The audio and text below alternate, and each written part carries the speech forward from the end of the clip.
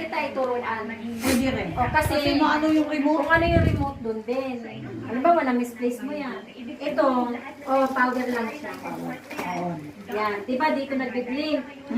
I-increase mo siya para malaman mo ay yun yung intensity. Okay. Diba, number 1. Number 1. Number 2.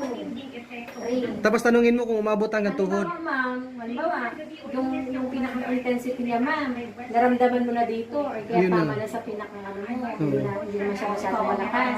Masakto lang sa'yo. Meron kaunti, okay naman. Kung gusto mo, ma'am, halimbawa, parang gusto mo pantaasan, i-increase mo siya. Plus lang ma'am. Plus mo lang siya.